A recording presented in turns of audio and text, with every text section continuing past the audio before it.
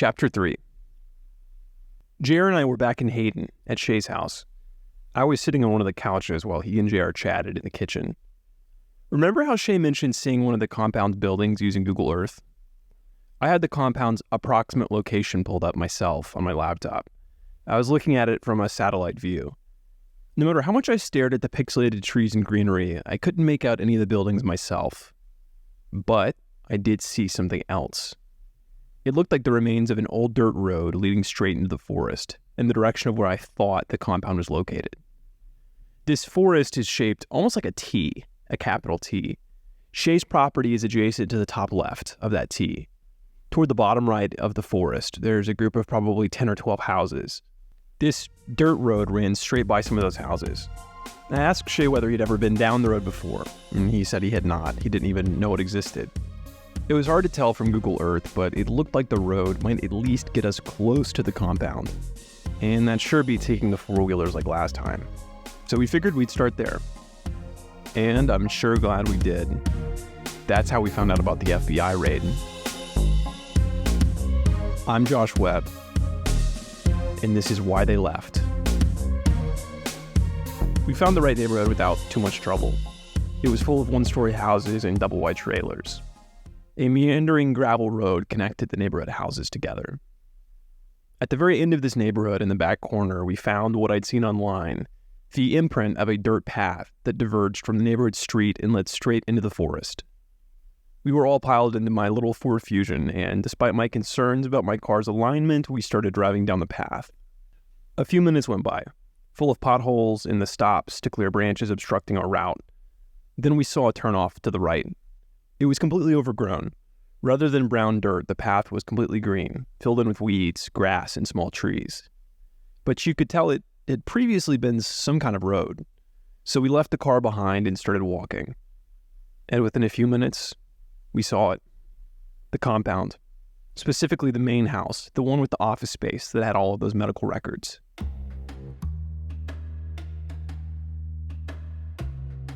I told you before about how, as I've reported on this case, each discovery seems to make it simultaneously less mysterious, but even stranger.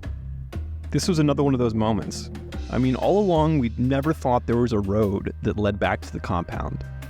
Discovering that there had been one, a long time ago, made it seem less ominous, less sinister. But the road didn't connect the main building to all of the other properties in the compound. This road, or what was left of it, only led to that one main house. So there was one road that only led to one of the 5+ buildings that made up the compound. And none of those other buildings were even visible from the main house. The existence of the road only introduced more questions. We spent the next 4 or 5 hours going through the main house and then some of the other buildings. We'd come prepared with headlamps, leather gloves, and N95 face masks. As we first stepped foot in the main house again, nearly 4 years after our first visit, we were worried. Worried that there might not be anything left, that time or other people might have destroyed any useful documents, that perhaps the previous inhabitants had come back and removed or destroyed all of the evidence. It was immediately apparent that these worries were in vain. The house was almost exactly as we remembered it. It was as if it had been waiting for our return, all these years later. It was perfectly preserved. Though we combed through every room in the building, and the rooms in all the other buildings that were still standing, most of our time focused on the office space on the 3rd floor of that main house. That room's floor was covered in probably about 2 feet of stuff, and most of it was paperwork. After about 5 hours of this, the sun was setting, and we'd gone through nearly everything. So we piled back into my car and began driving back to Shay's place. On our way out, Shay figured it would be a good idea to go door to door in the neighborhood in case anyone knew or remembered anything about the compound. It seemed feasible that this road had been the main way in and out of there back when it was inhabited. Maybe some of the nearby homeowners had known the people living out there, or could at least shed some light on if they ever saw anyone coming or going. Most of these conversations did not lead anywhere. But the house nearest to the dirt path that led back into the forest was a different story. The house was surrounded by junk, old gas cans, tools, lawn care equipment. In the open garage, there were at least 6 motorcycles in varying states of disrepair. Shay was pretty sure that the man who lived here was named Skinner and that he'd known Shay's father several years ago. We found Skinner around the back of his house. He was wearing overalls with no shirt underneath and had an old revolver hanging out of one of the pockets. He looked to be about 50 years old, but time had not treated him kindly, so he could have been younger. Did you ever know these folks what live down on this holler here? Yes, I did. Do you know anything about what's going on down there? Talking to Skinner was confusing. He's lived in that neighborhood for many, many years. He told us about not one, but several groups of people who had at various times lived out in the woods. That bunch, the original bunch that lived back in there, they been gone, and then they sold the damn place. That's people who bought it's who I'm interested in. The people who bought it are from Birmingham or somewhere. I met one of them when they first moved in there, and they stay to themselves. They don't talk. It was hard to tell if he was talking about our compound or something that predated it, but then we gave him Dieter Weiss's name. The FBI got him. Now, this has been several years ago. He is from Canada. That's the one, yes. He had a Chinese wife. But anyway, they're gone. The FBI got him. He was a damn bank robber or embezzler or something from Canada, and the FBI got him. They stay parked over here fuck these. Yeah, but after my ass. But come to find out, about a couple months later, they've been watching this fucker. He didn't know anything more about this, why the FBI had been back there, or what had happened after. Strangely, this would not be the only FBI raid that we learned about while reporting on this story. But back to Skinner, he told us a little bit more about how things were different in the early 2000s. Apparently, at that time, there was a locked gate that blocked the dirt road. They come in here and leave, like mostly only on the weekend. Yeah. But now I see them during the daytime. And I'm thinking, they got a little compound or something back up there because they don't want nobody to know about it. Yeah. Because they don't stop, they don't talk to nobody or say, hey, can you keep an eye on our place and anything like that. And the gate used to have a lock on it, but I don't know if it does. We thanked Skinner and then dropped Shay off at his home and headed back to my Aunt Connie's place. Jared and I tossed back and forth some theories, trying to make sense of what we learned. Okay, so maybe the FBI raid happened and the doctor and the Weisses made a break for it. Or maybe after the raid, they decided they wanted a fresh start and decided not to come back to their land. Nothing we came up with was very satisfactory. Even if the FBI raid was connected to the compound's abandonment, that didn't explain what had been going on out there to begin with, or why all that stuff was just left there to rot, or why all those documents were left totally unsecured for years. A few days later, I was sitting on my Aunt Connie's faded green couch, doing what I'd already done at least 50 times, Googling various combinations of the names we had found out at the compound. As a side note for any amateur sleuths out there, sometimes using DuckDuckGo gives you entirely different results, but no matter what search engine or combination of names and keywords I used, it felt like I had effectively hit a dead end. I was resigned to the fact that there probably wasn't much more to find about any of these people online. Though the recent discovery of the Anita's Homes medical service provider listing had provided a jolt of energy to the idea that maybe the internet was the key to solving all of this, I was coming up empty. I was just about to give up. One combination, Charles McIntyre plus Marilyn Lockman, Anita's Homes. No results. Another attempt, Charles McIntyre, Marilyn Lockman, Anita and Dieter Weiss, Hayden, Alabama. No results. A final attempt. I don't recall exactly what I wrote. And then, an article headline grabbed my attention. Psychiatrists investigated an illegal scheme. I moved my cursor over the link and clicked. Knowing what I know now, if you want to help me figure out what was going on, pay close attention because this story is about to hit overdrive. Reading from the first paragraph of the article, quote, 2 Alabama psychiatrists, husband and wife, Charles McIntyre and Marilyn Lockman, are being investigated by the U.S. Department of Justice after a Tuscaloosa doctor heard that a local nursing home was having problems with the psychiatrists who were treating residents there. I scanned through the rest of the article. Basic info on McIntyre and Lockman, their graduation from med school in Guadalajara, their residencies at the University of Alabama at Birmingham, their specialization in care for elderly patients. Also, there was a little info on the lawsuit. It had been instigated by another doctor named Patrick Atkins who worked with the two of them. According to Dr. Atkins, Lockman had written a progress note, the notes doctors write when they visit patients in the hospital, dated November 29th, 2002, for a resident who had died on October 4th of the same year. Alarmed that Lockman had written and signed a note for a patient that had been dead for 2 months, Dr. Atkins began investigating. From what he found, Lockman and McIntyre had been engaged in a systematic fraud scheme that had raked in illegal payments from Medicare and Medicaid. The article was from 2004. From property records we found on the compound, we were fairly sure it had not been purchased by Dieter until 2005. So, putting that together, this meant that this lawsuit predated Lockman and McIntyre's time at the compound. I grabbed JR and caught him up on the article, and we talked through what this might mean. One thing we considered was whether Lockman and McIntyre might have moved to the compound in response to the lawsuit. You know, go to a small town, lay low for a while, out of the public eye.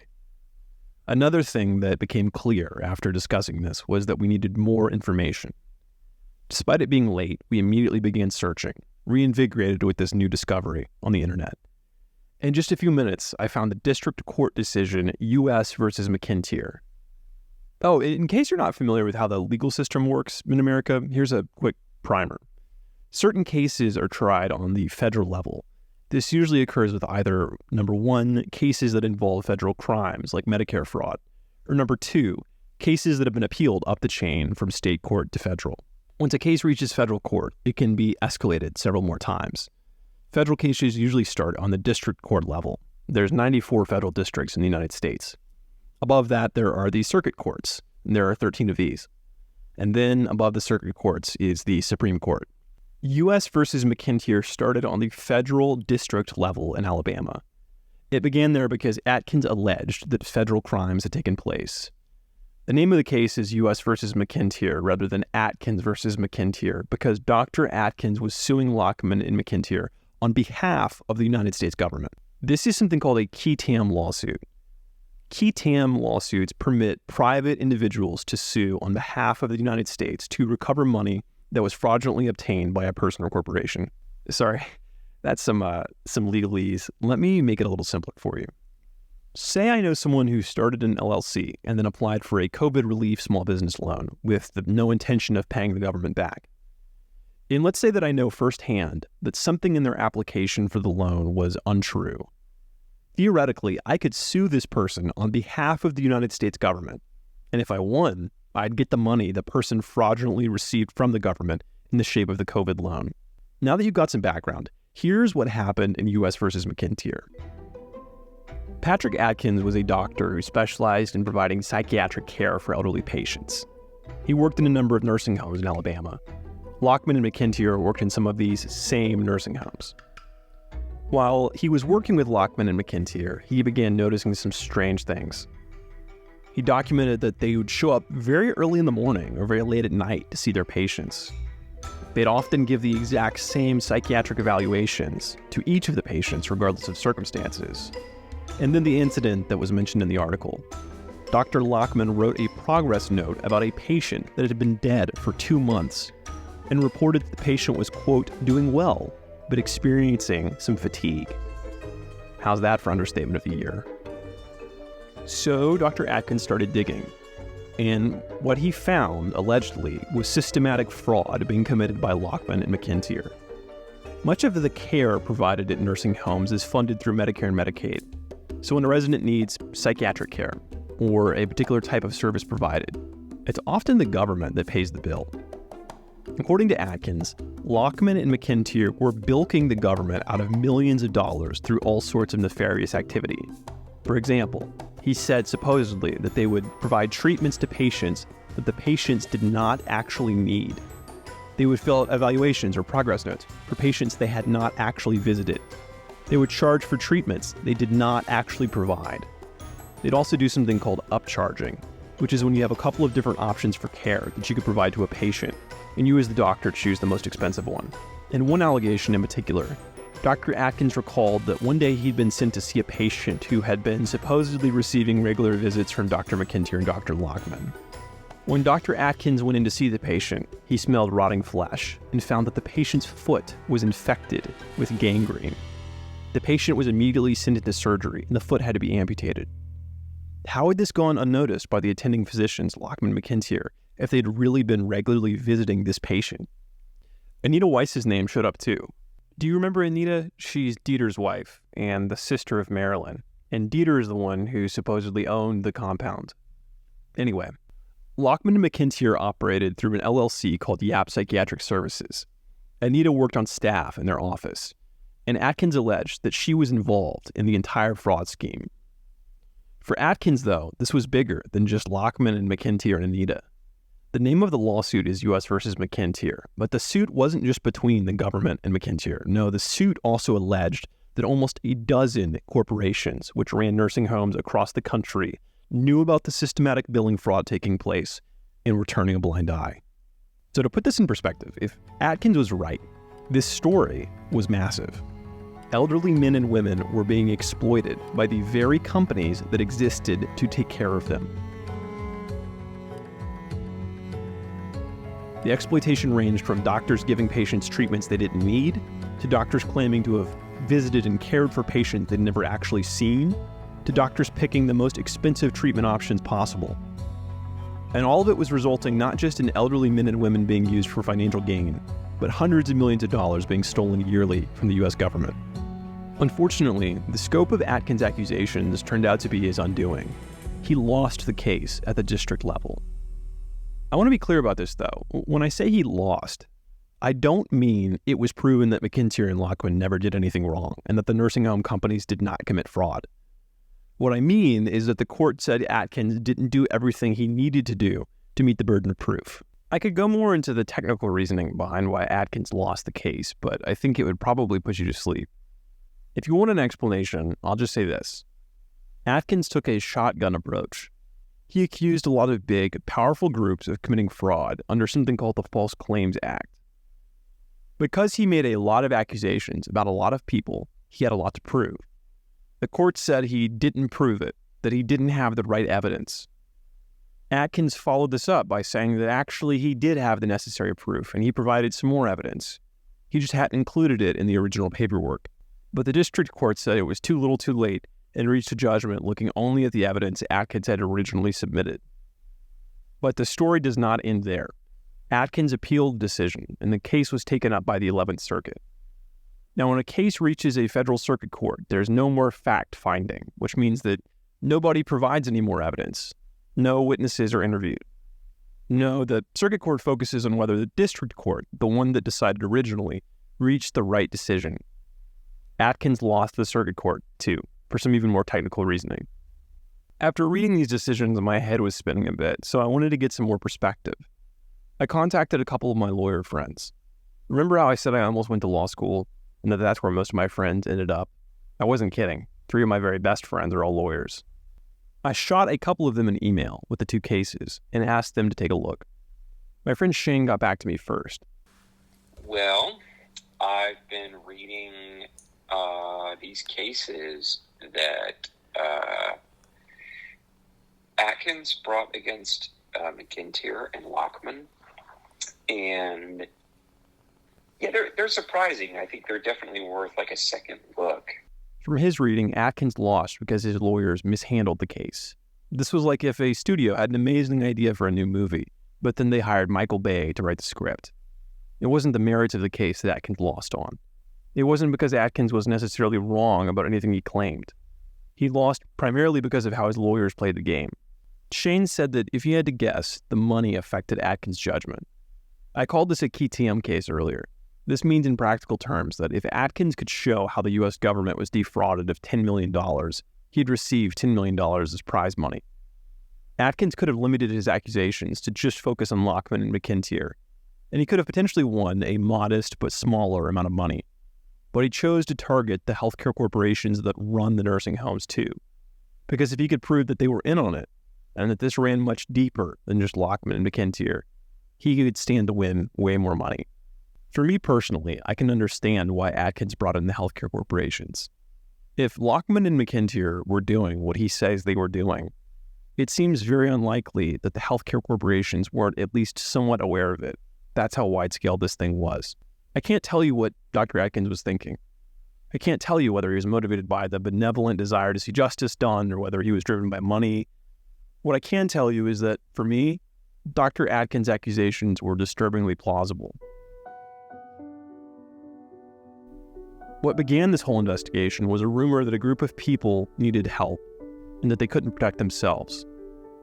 In that instance, it was children. Here, Atkins was alleging that another group of people, elderly men and women with psychiatric conditions, needed help and were capable of protecting themselves. And it wasn't so outlandish to think that this could be happening in Alabama either. In the early 2000s, Alabama was home to something called the Richard Scrushy trial. This involved a healthcare company called Health South, founded and led by a man named Richard Scrushy. The company was found guilty of billing for services it never provided, delivering poor care, treating patients without formal plans of care, and using unlicensed therapists. As a result, Health South effectively stole millions and millions of dollars from the federal government. Dr. Atkins was, in essence, saying that the same thing was occurring in nursing homes across the state, and potentially the entire country. After all this legal research, I contacted the journalist that wrote the original article. Her name is Stephanie, and she'd written it 18 years ago, but I was hoping she might remember something that could help. After a little doing, I found her and sent her a message on LinkedIn. Unfortunately, she didn't remember much, but she did tell me two things that I could follow up on. The first was about a website called pacer.gov. I was going to ask you if you knew about pacer.gov. You can pull, and if you don't know how to do it, I can pull the docket sheet for you, and you can see everything that's been filed and what happened in this case should be in there. And it's free. Anyone can sign up for pacer.gov. Maybe scanning through those documents would teach me something that wasn't in the court decisions. The second thing she told me about was a person. Delane Mountain. His name is Delane Mountain, and he's a personal injury lawyer. I think he's retired now, and his son took over his practice. But he and his partner were excellent sources. They weren't. I don't think they were involved in this case, but they know everybody there. And Delane is awesome. He was easy to find online. See Delane Mountain of Mountain and Mountain, a good old boy through and through. Delane went to law school in Alabama and had been a huge part of the Alabama legal scene ever since. I arranged a phone call with him. Hello? Hi, is this Delane? Yes, it is. He didn't turn up much either. I know that case was a while ago, and does it ring any bells with you at all? Do you recall anything about that off the top of your head? It really doesn't. Yet again, the passage of time obfuscated our search, clouding memories and distorting facts. He did suggest reaching out to the lawyers who had represented the parties, though. There were so many attorneys in this case that could take weeks, so I kept my search limited to the attorneys that represented Dr. Atkins or the United States. There were 9 of them. A couple of times, as I've been reporting on this story, I've had a moment that felt straight out of a movie or a TV show. Something happened that was so uncanny, so bizarre, that it was as if it had been written into my life by someone else. I had one of these moments while I was researching the attorneys. You see, the first name I looked up was a guy named Ethan Mitchell. He was deceased as of 2013. Okay, that figures. I mean, this case was nearly 20 years old after all. So I look up the next one, a guy named Justice Smith, deceased as of 2017. Well, that's weird. Attorney number 3, Holly DeMond, deceased, 2014. Surely it's a coincidence. I mean, what are the chances? The 4th attorney, Michael Hertz, deceased, 2012. 4 attorneys on the original case, all dead within 5 years of one another. I remember sitting in my Aunt Connie's office with JR beside me as I found each attorney. We're both big guys, and we were somehow managing to share this somewhat small wooden desk.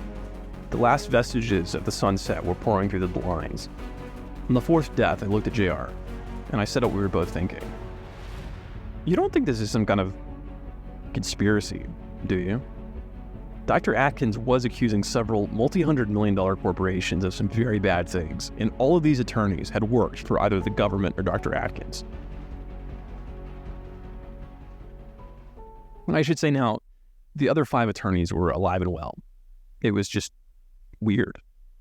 And this wouldn't be the last movie moment I encountered either. Of the 5 attorneys that were still alive, I managed to set up phone calls with 2 of them. The first is now working as an assistant U.S. attorney. The second has gone into private practice. Neither was very helpful. Next, Jared and I decided to try and find Dr. Atkins. From what I could tell, he was still living and practicing in Tuscaloosa, which was only about an hour away from us in Birmingham. Since Jared's background check service had gotten us to Shay's home successfully, we figured it might find Dr. Atkins. So we punched in his name, and it gave us several addresses in Tuscaloosa, and again, several phone numbers. We made some calls and left some voicemails, but never heard back. So we made the drive out to Tuscaloosa. Apart from Jared almost running us off a bridge, the drive was uneventful. The first address our GPS took us to was no good. Turned out it was actually the address of a psychiatric hospital where Atkins worked. The next few addresses were a bust, too. We were about ready to pack up and go home, but decided to give one final listing a try. This last house was beautiful and expensive. It was in the kind of neighborhood where each home is made of some kind of designer brick and has several hundred feet of space for many neighbors.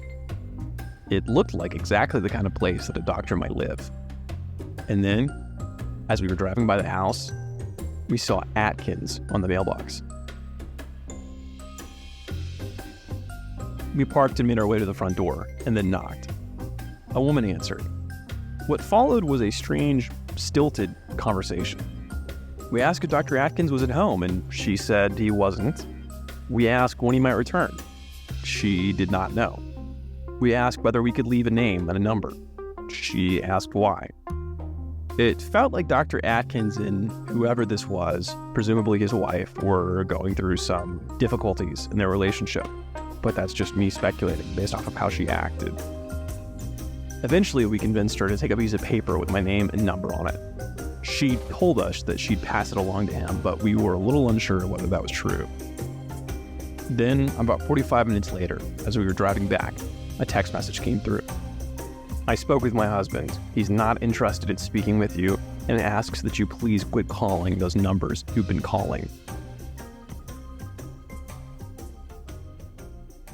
That night, as I was sipping decaf coffee and ruminating frustratedly on Atkins unwilling to speak to us, I came across something that I'd missed before. It was in the district court case filings on pacer.gov, the website that Stephanie, the journalist, told me about. It was an affidavit from a woman named Tammy Moore. It said that she had been the office manager and chief billing officer for Yap Psychiatric, the company that doctors McIntyre and Lockman provided services through. And in this affidavit, she testified against the 2 doctors, saying almost exactly what Dr. Atkins had said, that Lockman and McIntyre, with Anita's help, were regularly committing billing fraud, and that Tammy had seen it with her own eyes. If Atkins wouldn't talk to us, finding this Tammy Moore might be the next best thing. It hadn't failed us yet, so we went back to our trusty background report generator and once again began making calls and driving all over town. I was rewatching the first season of True Detective the other day. It's one of my favorite TV shows. It's about these 2 detectives, as you'd guess from the name, who are living in Louisiana, and they're investigating the murder of a young woman. They realize it's connected to other killings, and a massive conspiracy begins unraveling. I was struck while watching it about how much time the detectives spend just trying to get in touch with various people. A lot of the show is Marty and Rust going house to house, leaving notes, making phone calls, and there's never any guarantee that the people they're looking for will be of any real help. I find myself thinking a lot about that show as I report on this story, about how a lot of quote-unquote investigating is just busy work. I'm a little hesitant to admit this, but I've done my best to be honest with you so far, so I'll say it. It's often boring. It's not engaging going through social media pages of the 5th Tammy Moore you've seen that day, or knocking on the door of a total stranger, knowing they probably aren't who you're looking for. The desire to see justice done is incorporeal. Those people that may have been harmed by Lockman and McIntyre, the kids being kept at a forest compound, or the elderly men and women receiving less than adequate care. They feel abstract, impersonal. The latest data shows that nearly half of the murders that occur in the United States go unsolved. And even though this isn't a murder investigation, the work I've done in this story does make me wonder whether the boredom, the monotony, the inconvenience of tracking down possible leads might ever influence whether a crime gets solved. Whether sometimes criminals might go uncaught or unpunished, not because of a lack of evidence, but because of a lack of trying. I've felt this compulsion myself, to cut corners, to turn over most rocks, but not all of them. I think this stat especially makes me wonder, because there's an alleged murder in this case, and more than one person does die in this story. But I'll have to tell you about that later. Where was I? Oh yes, I was battling this temptation to try but not too hard as JR and I looked for Tammy. This was now our 7th or 8th attempt of trying to locate someone, and I was tired of it. Though we were getting pretty good at it by this point. We had our voicemail script down to a science. Hi, I'm an independent journalist, and I was hoping to speak to so-and-so about a story I'm working on. We even had these little pseudo business cards that we left at the addresses we visited. Despite our experience, we hadn't turned up much. It was our 3rd night of searching. We'd just gone by a little house in Alabaster, a town maybe 30 minutes away from Birmingham and about 5 minutes from where I grew up. We'd left a note. The boy we talked to said that there was a Tammy Moore who lived there, but she wasn't home. He had no idea whether she'd ever worked for a couple of psychiatrists. So Jared and I drove home, put a frozen pizza in the oven, and began talking about how much longer we ought to devote to looking for Tammy. She could offer a lot, first-hand information on whether Lockman and McIntyre had been committing fraud, but she probably would not know why they'd been living in the middle of a forest, much less why they left it the way they did. I was in favor of giving up on Tammy and moving on to other leads. And then my phone started ringing. It was an anonymous number, like when you dial star 67 before you call. I answered, and I heard a gruff female voice ask, "Who is this?" Caught off guard, I said, "It's Josh," and I asked whether I was speaking with Tammy. No answer. And then, "Why are you looking for me? How did you get this address?" I wasn't sure what to say. I mean, coming out and telling her that we'd put our name into a background report generator didn't seem like it was going to make a strong first impression. I stumbled over my words. I told her, well, I was working on a story about these 2 doctors, and from what I could tell, she might have worked for them, that I was just hoping to talk to her about what she'd said in an affidavit she gave, and then silence. A long silence, probably 10 seconds. Finally, "Can you come back now? Like, right now?" I said, "Sure." The voice asked, "When can you be here?" I told her probably in about 20 minutes, so she said okay, and then immediately hung up.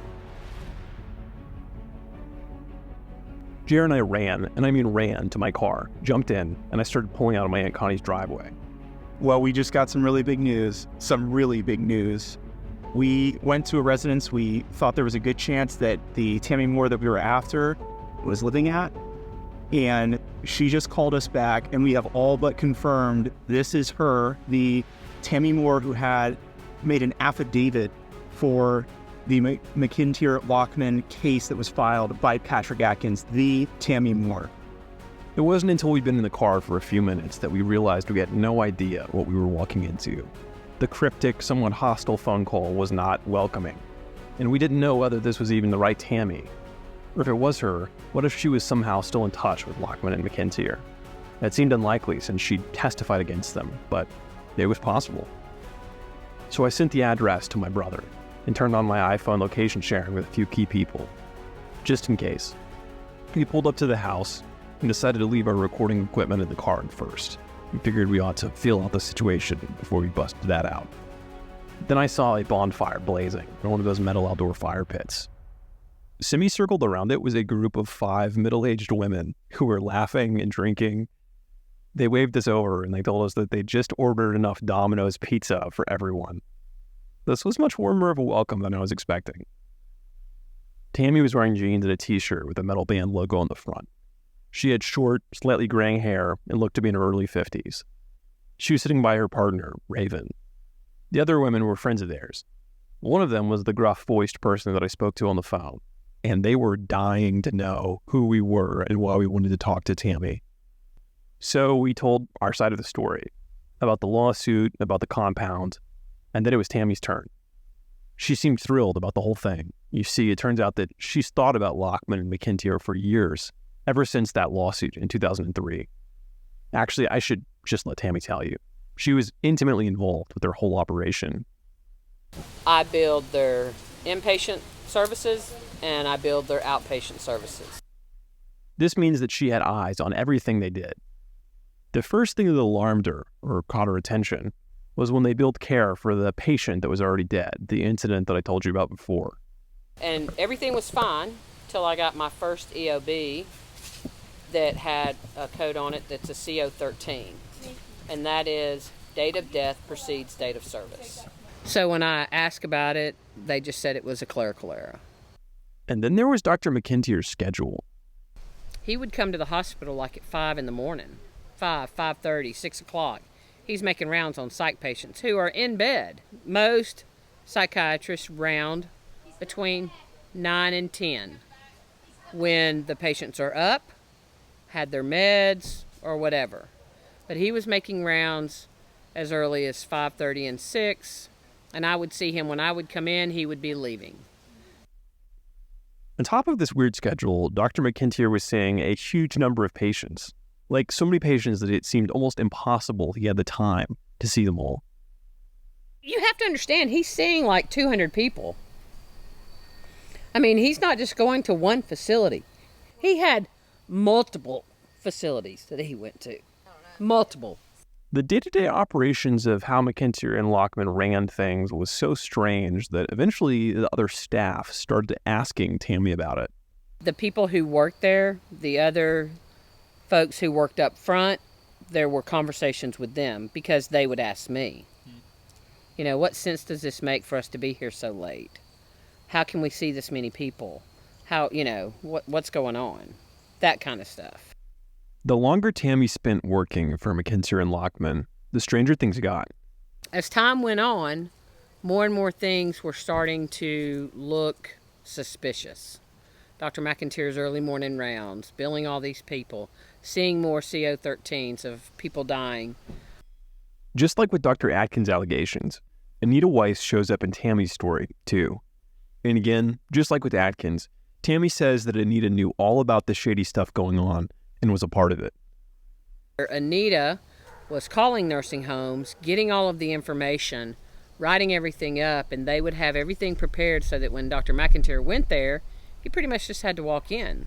I mean, I never went with him to a nursing home, so I don't know what he did, but I know that everything he needed was gathered Monday through Friday. A few months into this, she got a phone call. I have to meet a gentleman, and I can't recall his name, and I meet him at a park in Tuscaloosa, and he is with the State Department, Alabama Medicaid, and he has a folder of papers, and as I look through them, I can tell him that's not Dr. McIntyre's signature, that is not his signature, that is not his signature. I can give him everything he needs, and I answer all of his questions. This clandestine meetup proceeded an even more dramatic turn. I'm off work one day, and Gloria calls my house. Gloria was a coworker of Tammy's. Raven answers the phone, and she says she needs to speak to me because the men with guns are at the office. So I get ready. Raven drives me up to Fairfield, and when I walk in, I would say there are 10 to 15 FBI agents there removing files. And that's what's happening. Dr. Lockman is there, Dr. McIntyre is there, and files are going out the door. Answer a few questions, you know, who are you, what do you do, blah, blah, blah. I end up going to the FBI building and sit down with the FBI. I answer their questions. Remember earlier how I said that there was more than one FBI raid that I learned about in this story? Well, this is the second one. I'm not sure whether the raid Skinner witnessed at the compound took place because of this or if these are two separate events. Somehow, none of this the Alabama Medicaid investigation or the FBI raid led to any sort of legal punishment. And the guy that was in charge, older gentleman, I have no idea if he's still there or not, tells me that pretty much there's not anything that can be done because the code says the physician typically spends 15 to 30 minutes with the patient. Typically, and that was the end of that. Nothing was done. Nothing was charged. Nothing occurred. Let me break that down for you a little bit. From what Tammy saw, McIntyre was seeing way too many patients to have enough time to provide adequate care for any of them. And the visits were occurring early in the morning or late at night. But because of the code that he was billing under, the Department of Justice weren't able to act on any of this because the language of the billing code had enough wiggle room that this wasn't a prosecutable offense. I'm not sure why the DOJ didn't act on the other allegations that Atkins made. Tammy wasn't sure either.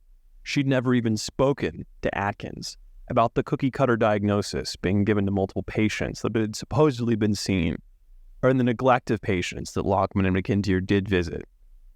Maybe there just wasn't enough evidence, or maybe Atkins was just wrong. I'm not sure.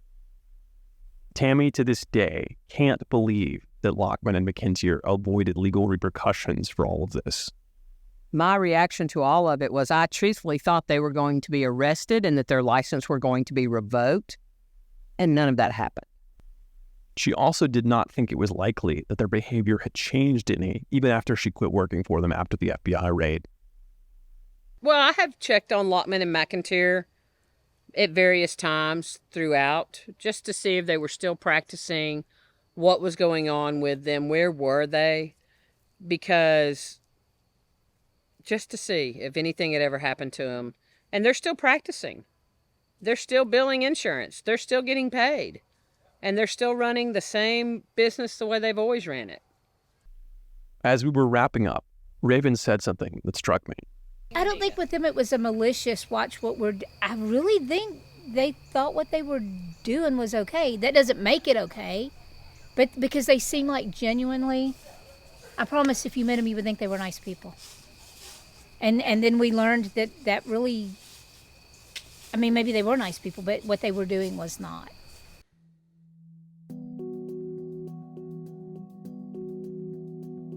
One thing that frustrates me about America is our seeming inability to perceive nuance. We've become a country of extremes. Black and white, no gray allowed. You can see this in any number of areas. The news coverage of political figures or of COVID-19. When I heard Raven say this, that McIntyre and Lockman didn't come across as bad people, I realized that I hadn't been allowing for any gray either. In my head, I had this picture of the two doctors, a picture which portrayed them as either wholly good and simply misunderstood, or as wholly evil and evading justice. Talking with Tammy and Raven challenged this conception I had. Maybe Lockman and McIntyre weren't bad people. Maybe they did really care about their patients, they just cut some corners. Maybe they took on too much work because they needed to make more money. Maybe Atkins had been wrong about what he'd seen, and his own desire for financial gain had caused him to exaggerate. Tammy couldn't speak to the abandoned compound either. The time she knew our two doctors was before they'd even lived out there, most likely. But her account made me wonder whether maybe the two of them had not hurt anyone, maybe there had been nothing mysterious going on in the compound, whether maybe there was a reasonable explanation for why they had been living out in the woods and for why they left. But then I found out about Dr. McIntyre losing his medical license and about why. And that destroyed any hope I had that these two doctors had simply been misunderstood. Tune into the next episode because I'll tell you about that and a whole lot more. Why They Left is written by me, reported on by myself, Shay Stevenson, Luke Webb, and Jer Leslie. Luke acts as our executive producer, and Shay wrote our original theme song.